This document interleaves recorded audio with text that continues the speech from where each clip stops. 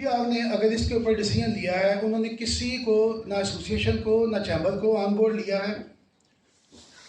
उन्होंने सिर्फ एक एसआरओ जारी करके उसको फौरी तौर के ऊपर इम्प्लीमेंट भी कर दिया। इस आज की प्रेस कॉन्फ्रेंस में चैम्बर के प्रेसिडेंट ने भी तशरीफ लानी थी, क्योंकि उनकी पहले ऑलरेडी कोई मीटिंग्स थी, उसकी वजह से नहीं आ सके। ज़ीशान तारक इस वक्त चैम्बर की जो उनकी सर्जिकल की कमेटी है उसको हेड कर रहे हैं, और जो उसकी नुमाइंदगी कर रहे हैं चैम्बर के प्रेसिडेंट भी। चैम्बर भी हमारे साथ ऑन बोर्ड है। हमने FPCCI से भी रब्ता किया है, और मेरे ख्याल में FPCCI जो कि एक अपेक्स बॉडी है, और जितने पाकिस्तान के चैम्बर्स और एसोसिएशन उसके साथ एफिलिएटेड हैं, अगर किसी भी इंडस्ट्री को कोई मसले पैदा होते हैं गवर्नमेंट सेक्टर की तरफ से, तो FPCCI को भी अपना किरदार अदा करना चाहिए। हमने उनसे भी रब्ता किया है, हमने प्राइम मिनिस्टर ऑफ पाकिस्तान को भी लेटर लिख दिया है, चेयरमैन FBR को भी लिख दिया है, जो एडवाइज़र हैं कॉमर्स के निज़ाम दाऊद साहब, सेक्रेटरी कॉमर्स, सबको हमने इसके ऊपर अपना मौक़िफ़ बता दिया है। आप दोस्त इधर मौजूद हैं, आप यकीन माने कि जितना अच्छा, स्ट्रांग और पॉजिटिव रोल आप लोग अदा कर सकते हैं, आप लोगों को इस सिलसिले में हमारा साथ देना होगा, और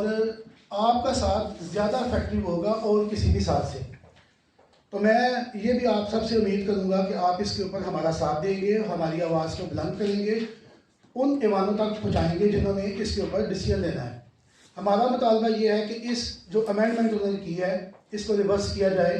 और जो पहले SRO था जिसके ऊपर 4.86%, देखिए एसोसिएशन तो बल्कि इसके ऊपर काम कर रही थी कि जो पहली रिबेट है हम उसको भी समझते थे कि वो नाकाफ़ी है, उसको ड्यूटी ड्रॉबैक को, रिबेट को, इनको इन्हांस करना होगा।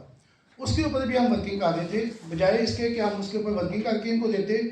इन्होंने जो पहले से मौजूद था 4.86% उसको कम कर दिया है। मैं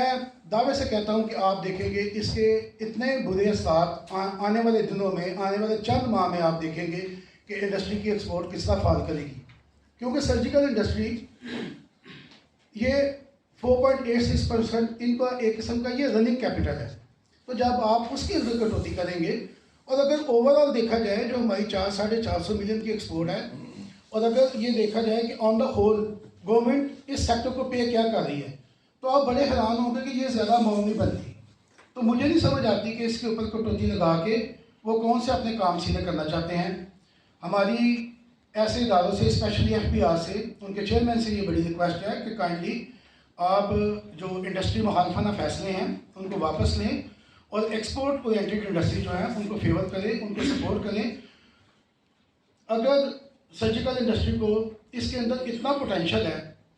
कि इस वक्त पूरी दुनिया के अंदर आप देखेंगे सिर्फ पाकिस्तान, और आपके पास इंडस्ट्री भी शायद यही बची है।